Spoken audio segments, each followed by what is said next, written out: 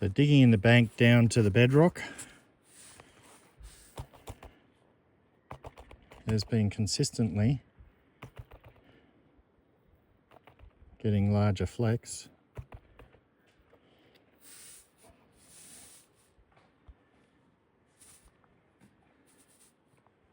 But that's not bad for half a pan.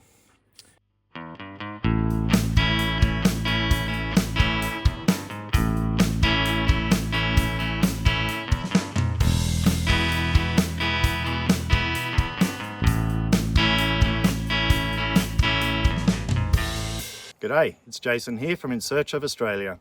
In this episode, I go to the Turon River, north of Bathurst, to see if I can find gold in what is becoming drought conditions.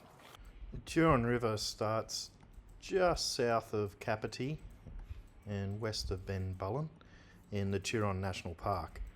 It then stretches all the way here through Safala until it finally, just south of Hill End, meets up with the Macquarie River. The river is substantially lower at the moment and there is no flow whatsoever. However, it has exposed a grey layer up in the bank and just under the roots there, we have this grey clay. Now I've also found the grey clay deeper down to the bedrock. So I'm going to test the roots, just under the roots, and down towards the bedrock. So the first spot I'm going to try is up high, getting some of these surface roots.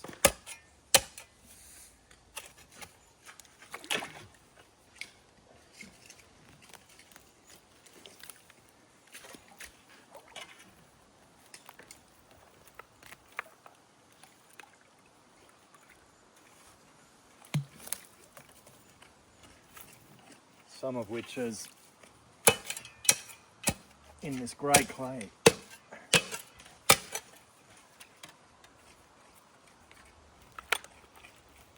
And I'll clean this out as much as possible. So I've got all the clay here. You can see the roots have lots of clay and rocks in it.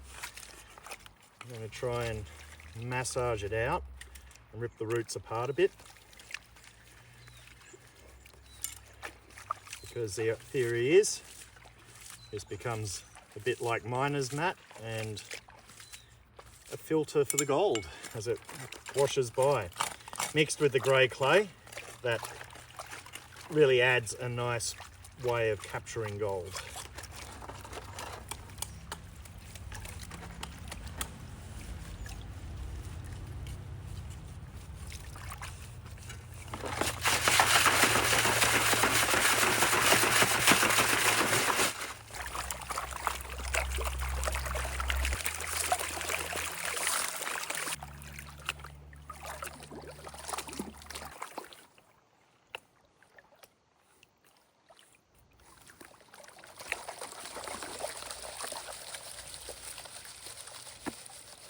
That's not too bad up in the roots and upper clay.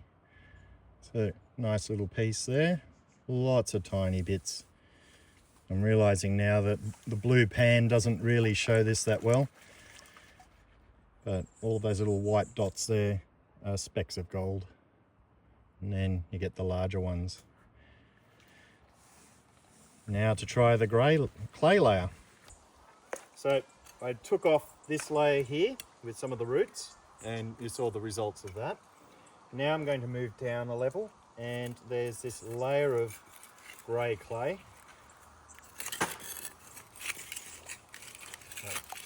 This with quite a large amount of gravel and river rocks in it, so that's a good sign. On the Turon, I always look for the grey clay.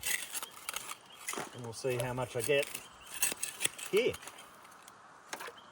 Some of this grey clay is quite solid and you really do need to break it up. So I want to be able to agitate as much as possible and keep breaking it up rather than have a really full pan and have the trouble of trying to sift that and break it up.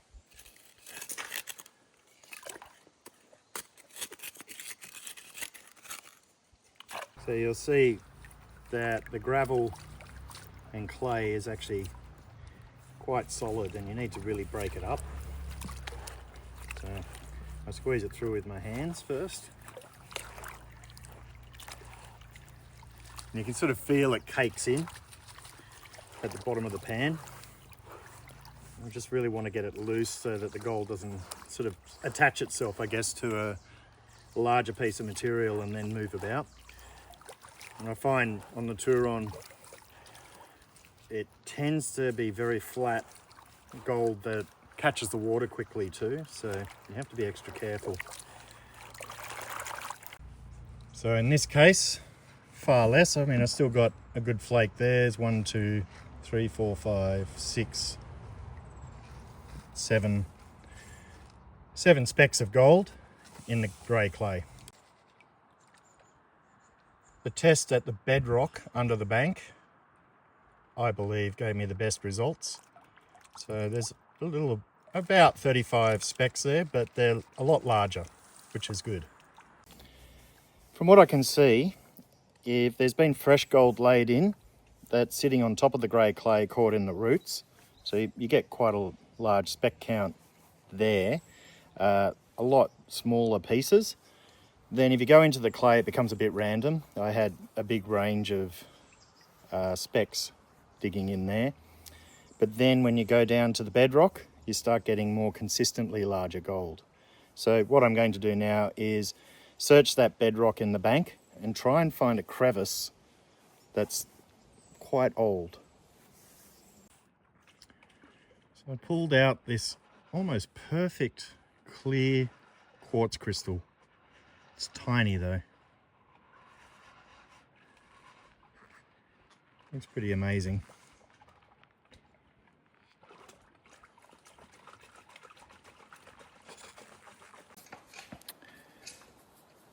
So going down to the bedrock in the bank will get you the larger bits of gold. You will get more gold up in amongst the roots, in the grey clay that is, but it's that balance of, do you want more specks that are smaller or less specks that are larger? And I get the feeling that there's probably a balance somewhere where I'm getting about 16 specks there. You can get up to 50 or so little ones, but I'd say it's the same weight. Notice this homemade snuffer bottle, which looks mysteriously like my own. I did lose one like this. I just can't remember if there was any gold in it. I guess I better test. At least I get to clean up after myself. That's amazing, that's here.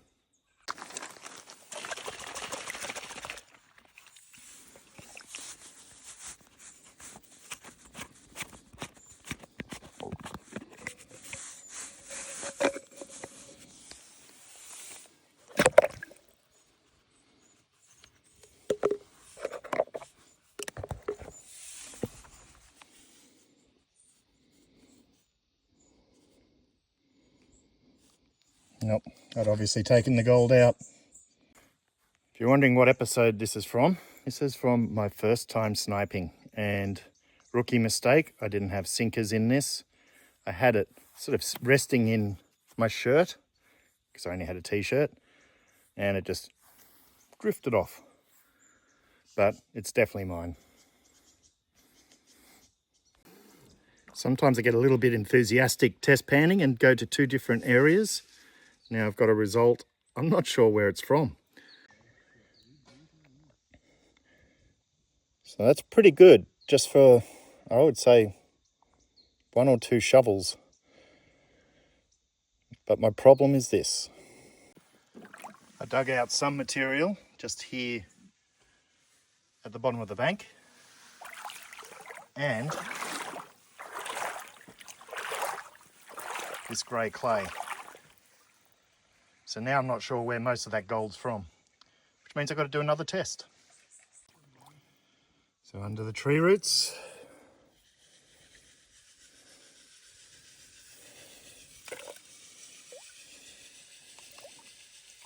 three specks.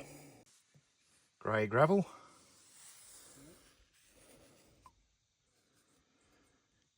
That's the spot.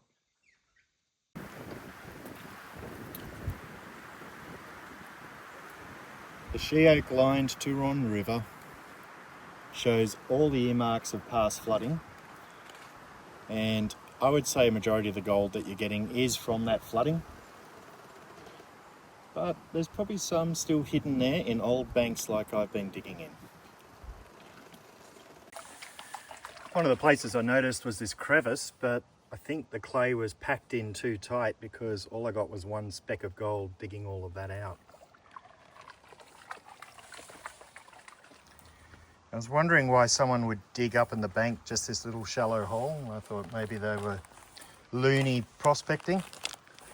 Then I followed this a bit further and saw this hole, but a big iron bar. They were obviously detecting down here.